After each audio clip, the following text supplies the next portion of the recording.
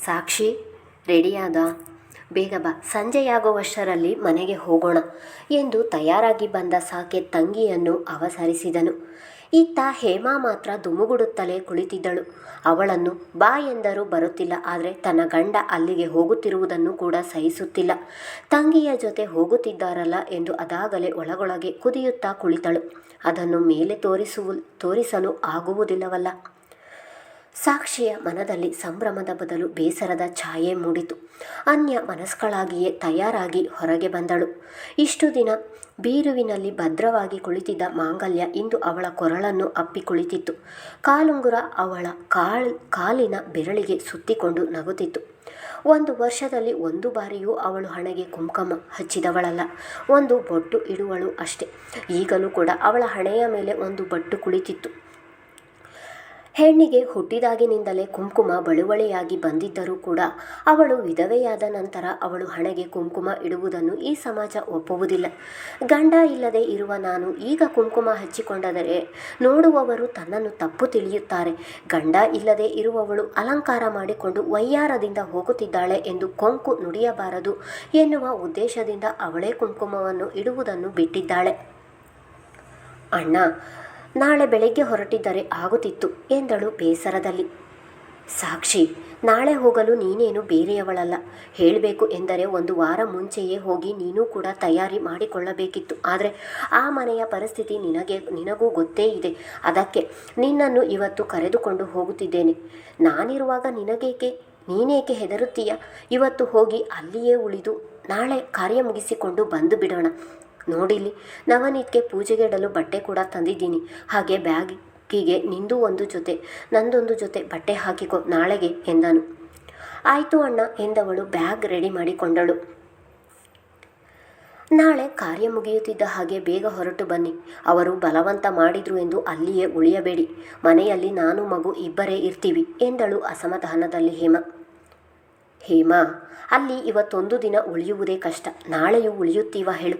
ನಾಳೆ ಸಂಜೆಯಷ್ಟರಲ್ಲಿ ಮನೆಗೆ ಬರ್ತೀವಿ, ಮಗು ಜೋಪಾನ ಎಂದು ಹೇಳಿ ಅಣ್ಣ ತಂಗಿ ಇಬ್ಬರು ಅಲ್ಲಿಂದ ಹೊರಟರು. ಅಣ್ಣ ತಂಗಿ ಇಬ್ಬರ ಪ್ರಯಾಣ ಬೆಳೆದಿದ್ದು ತಮ್ಮದೇ ಬೈಕಿನಲ್ಲಿ. ಸಾಕೇತ್ ಅವರ ಮನೆಯಿಂದ ನವನೀತ್ ಅವರ ಮನೆಗೆ 1 ಗಂಟೆಯ ಪ್ರಯಾಣ.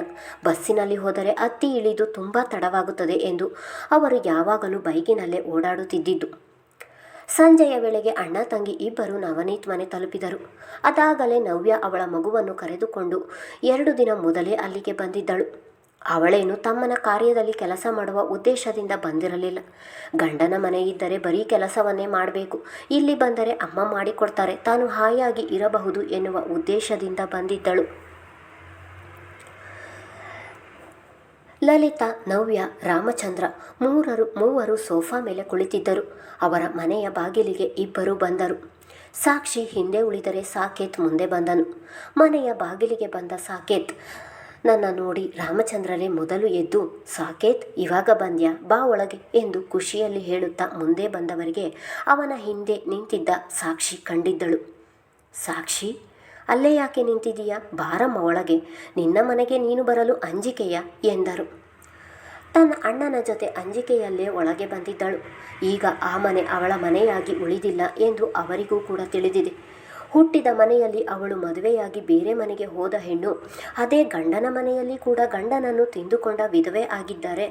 ಅವಳಿಗೆಂದು ಅವಳ ಸ್ವಂತದ್ದು ಎಂದು ಯಾವ ಮನೆ ಇದೆ?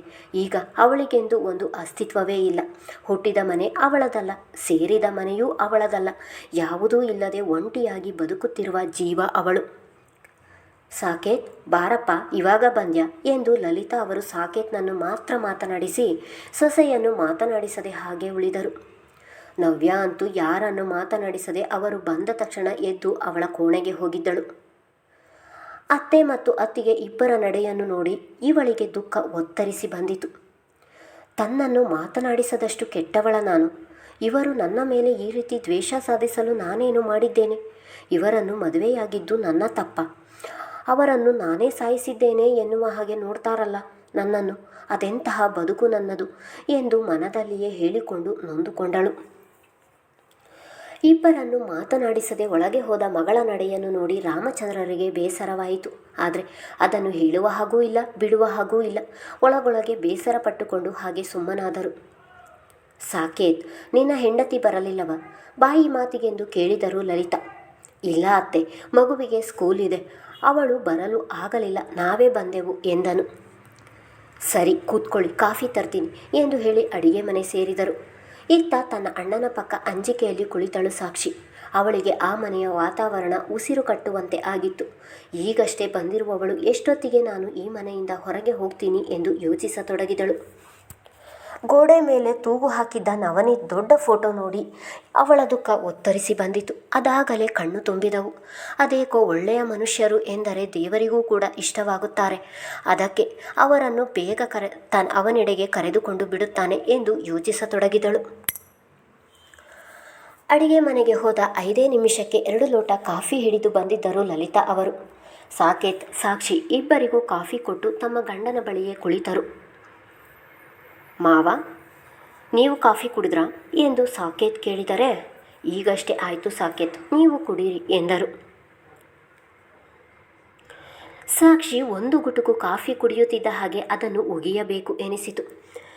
2 ಲೋಟ ನೀರಿಗೆ ಅರ್ಧ ಲೋಟ ಹಾಲು ಹಾಕಿ ಅದಕ್ಕೆ ಸಕ್ಕರೆ ಹಾಕಿ ಸರಿಯಾಗಿ ಕುದಿಸದೆ ತಂದು ಕೊಟ್ಟಿದ್ದರು. ಅವಳಿಗೆ ಈ ಕಾಫಿ ಕೊಡುವ ಬದಲು ಪ್ರೀತಿಯಿಂದ ಮಾತನಾಡಿಸಿ 1 ಲೋಟ ನೀರು ಕೊಟ್ಟಿದ್ದರೆ ಸಾಕಿತ್ತು. ಅದಕ್ಕೆ ತೃಪ್ತಿ ಪಟ್ಟುಕೊಳ್ಳುತ್ತಿದ್ದಳು. ತಾನು ಹೇಗಾದರೂ ಕುಡಿಯುತ್ತೇನೆ, ಆದರೆ ಅಣ್ಣ ತನ್ನ ಅತ್ತಿಗೆ ತನ್ನನ್ನು ಎಷ್ಟೇ ಬೈದರೂ ನಿಂದಿಸಿದರೂ ತನ್ನನ್ನು ಕಂಡರೆ ಸಿಡುಕಿದರೂ ಈ ರೀತಿ ಒಂದೇ ಒಂದು ದಿನವೂ ಕಾಫಿ ಮಾಡುವುದಿಲ್ಲ ಎಂದುಕೊಂಡವಳು ಬಿಸಿ ಬಿಸಿ ಕಾಫಿಯನ್ನು ಒಂದೇ ಉಸಿರಿಗೆ ಅರ್ಧ ಲೋಟ ಕುಡಿದು 1 ಗುಟುಕು ಕುಡಿದು ಕೈಯಲ್ಲಿ ಹಿಡಿದಿದ್ದ ತನ್ನ ಅಣ್ಣನ ಲೋಟವನ್ನು ತನ್ನ ಕೈಗೆ ಕಸಿದುಕೊಂಡು ಅವಳ ಲೋಟಕ್ಕೆ ಅರ್ಧ ಕಾಫಿ ಬಗ್ಗಿಸಿ ತಳದಲ್ಲಿ ಸ್ವಲ್ಪ ಇರುವುದನ್ನು ತನ್ನ ಅಣ್ಣನ ಕೈಗೆ ನೀಡಿದಳು.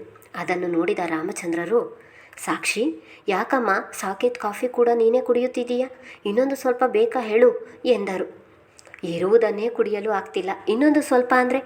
ಅಯ್ಯೋ ಬೇಡ ಮಾವ, ಅಣ್ಣನಿಗೆ ಹೆಲ್ತ್ ಸರಿಯಿಲ್ಲ, ಕಾಫಿ ಟೀ ಕುಡಿಯುವ ಹಾಗಿಲ್ಲ, ಇಲ್ಲಿ ಬೇಡ ಎಂದು ಹೇಳಬೇಕಲ್ಲ ಎಂದು ಕುಡಿಯುತ್ತಿದ್ದಾನೆ ಎಂದು ತನ್ನ ಅಣ್ಣನನ್ನು ನೋಡಿಕೊಂಡು ಹೇಳಿದಳು. ಸಾಕ್ಷಿ ಯಾಕೆ ಹೀಗೆ ಹೇಳುತ್ತಿದ್ದಾಳೆ ಎಂದು ಅವನಿಗೂ ಕೂಡ ತಿಳಿಯಿತು. ಯಾಕೆಂದರೆ 1 ಗುಟುಕು ಕಾಫಿ ಅವನು ಕೂಡ ಹೀರಿದ್ದನಲ್ಲ. ಏನೂ ಹುಷಾರಿಲ್ಲ ಸಾಕೇತ್ ಎಂದು ಅವನ ಕಡೆ ತಿರುಗಿ ಹೇಳಿದರು ರಾಮಚಂದ್ರರು. ಏನಿಲ್ಲ ಮಾವ, ಗ್ಯಾಸ್ಟ್ರಿಕ್ ತುಂಬ ಜಾಸ್ತಿಯಾಗಿದೆ, ಡಾಕ್ಟರ್ ಟೀ ಕಾಫಿ ಏನು ಕುಡಿಯಬೇಡಿ ಎಂದು ಹೇಳಿದ್ದಾರೆ ಎಂದು ತನ್ನ ತಂಗಿಯ ಮಾತಿಗೆ ತಾನೂ ಕೂಡ ಸುಳ್ಳಿನ ಧ್ವನಿ ಸೇರಿಸಿದನು.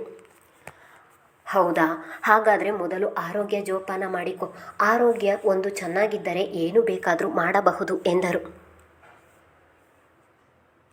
ನೋಡಪ್ಪ, ಇವರಿಗೂ ಶುಗರ್ ಇದೆ, ನನಗೂ 108 ಕಾಯಿಲೆ, ಆದರೆ ನಮಗೆ ಯಾರೂ ಇಲ್ಲ ನೋಡು. ಇದ್ದ ಒಬ್ಬ ಮಗ ಕೂಡ ಕಣ್ಮುಚ್ಚಿದ.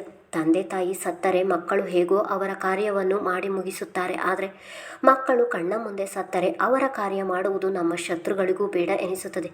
ಯಾವ ಜನ್ಮದಲ್ಲಿ ಯಾವ ಪಾಪ ಮಾಡಿದ್ದೋ ಗೊತ್ತಿಲ್ಲ, ಈ ಜನ್ಮದಲ್ಲಿ ಈ ರೀತಿ ನರಕ ಅನುಭವಿಸುತ್ತಿದ್ದೇವೆ ಎಂದು ಬಂದ ಕಣ್ಣೀರನ್ನು ತನ್ನ ಸೆರಗಿನ ತುದಿಯಲ್ಲಿ ತೊಡೆದುಕೊಂಡಿದ್ದರು ಲಲಿತಾ ಅವರು ಈಗಷ್ಟೇ ಬಂದಿದ್ದಾರೆ, ಇದೇನು ನಿನ್ನ ಮಾತು, ಸುಮ್ಮನಿರು ಎಂದು ಹೆಂಡತಿಗೆ ಗದರಿದವರು, ನೀವೇನು ಬೇಜಾರು ಮಾಡಿಕೊಳ್ಳಬೇಡಿ ಸಾಕ್ಷಿ, ನೀನು ನಿನ್ನ ರೂಮಿಗೆ ಹೋಗು, ನಿಮ್ಮ ಅಣ್ಣನಿಗೆ ಗೆಸ್ಟ್ ರೂಮ್ ತೋರಿಸು ಎಂದರು. ಅವರ ಮಾತಿಗೆ ತಲೆಯಾಡಿಸಿ ತನ್ನ ಅಣ್ಣನ ಕೈ ಹಿಡಿದು ಬಾ ಎಂದು ತಾನೇ ಅವನನ್ನು ಗೆಸ್ಟ್ ರೂಮ್ ಬಳಿ ಕರೆದುಕೊಂಡು ಹೋದಳು. ಸಾರಿ ಅಣ್ಣ, ಆ ನೀರಿನ ಕಾಫಿ ನಿನಗೆ ಕುಡಿಯಲು ಆಗಲ್ಲ ಎಂದು ಹಾಗೆ ಮಾಡಿದೆ ಎಂದಳು. ನನಗೂ ಗೊತ್ತು ಸಾಕ್ಷಿ, ಪರವಾಗಿಲ್ಲ ಬಿಡು, ನಾವೇನು ಇಲ್ಲಿಯೇ ಇರ್ತೀವ, ನೀನು ಇಲ್ಲಿಗೆ ಇರ್ತೀನಿ ಎಂದರು. ಇದೇ ಕಾರಣಕ್ಕೆ ನಿನ್ನನ್ನು ನಾನು ಮನೆಗೆ ಕರೆದುಕೊಂಡು ಹೋಗಿದ್ದು.